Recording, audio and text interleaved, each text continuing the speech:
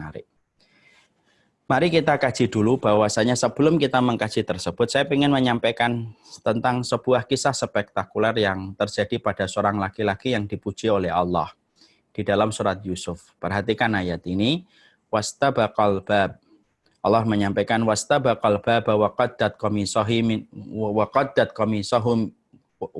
qamisahu min dubur. Wa alfaya sayyidaha ladal bab. Pada ayat ini, surat Yusuf ayat yang ke-25, kita mendapati bahwasanya salah satu peristiwa yang sangat identik dengan kehidupan Nabi Yusuf adalah ketika Nabi Yusuf itu selamat dari perzinahan.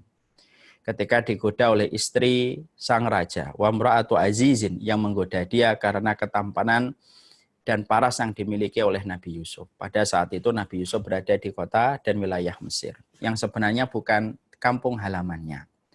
Allah menyampaikan salah satu fragmen yang terjadi antara Nabi Yusuf ketika digoda oleh istri sang raja. Allah menyebutkan dan keduanya berlomba menuju kepada pintu dan perempuan itu menarik gamisnya Yusuf atau menarik bajunya Yusuf dari belakang hingga koyak. Lalu mendapati suami dari perempuan itu di depan pintu. Disinilah kita akhirnya mendapati bahwasanya salah satu di antara hal yang paling Allah puji dari Nabi Yusuf itu bukan ketika Nabi Yusuf dibuang di sumur tua. Yang Allah puji dari Nabi Yusuf bukanlah ketika Nabi Yusuf sabar menjadi budak. Bukan ketika Nabi Yusuf juga ketika di penjara. Tapi salah satu di antara sifat yang paling Allah puji dari Nabi Yusuf adalah bagaimana selamatnya Nabi Yusuf ketika digoda oleh istri sang raja. Tetapi dia mampu memperlihatkan ketakutan dia kepada Allah padahal dia berada pada satu daerah dan satu kawasan.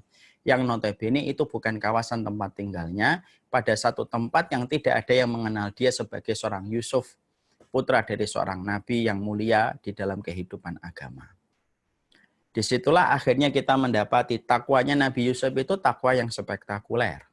Kenapa? Sampai Allah mengabadikan di dalam Quran. Allah itu kalau sampai mengabadikan seseorang di dalam Al-Quran dan menerangkan bagaimana perbuatan yang telah dia lewati pada hidupnya dan diabadikan dalam Quran, karena pada peristiwa itu pasti ada sebuah kekuatan besar sampai Allah menyampaikan kepada kita dan akan kita baca sampai nanti hari kiamat ketika terbit matahari dari arah barat.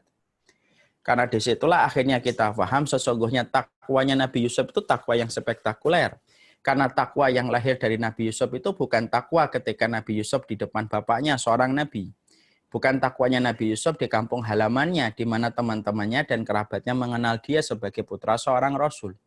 Tapi ternyata takwanya Nabi Yusuf, takwa itu artinya takutnya seorang Nabi Yusuf kepada Allah Subhanahu wa Ta'ala, justru di negeri antah berantah yang Nabi Yusuf pada saat itu tidak mengenal detail tentang negeri tersebut.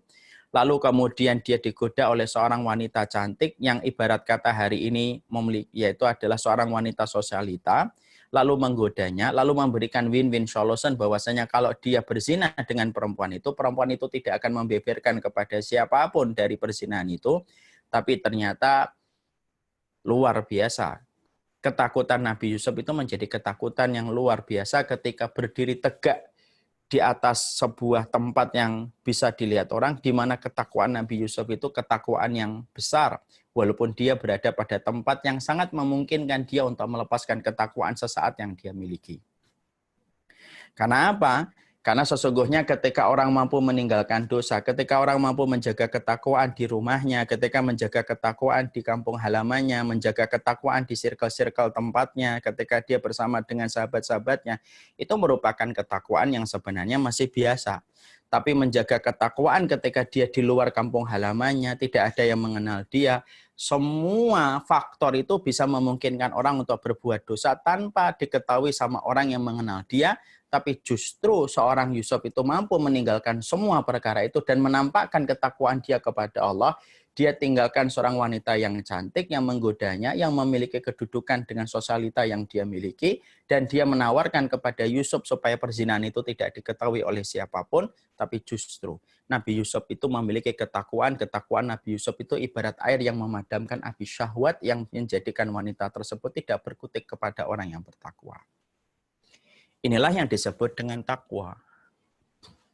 Karena takwa itu sejatinya bukan ketika kita berada di keramaian semata. Takwa itu sejatinya bukan berada di tengah kerumunan.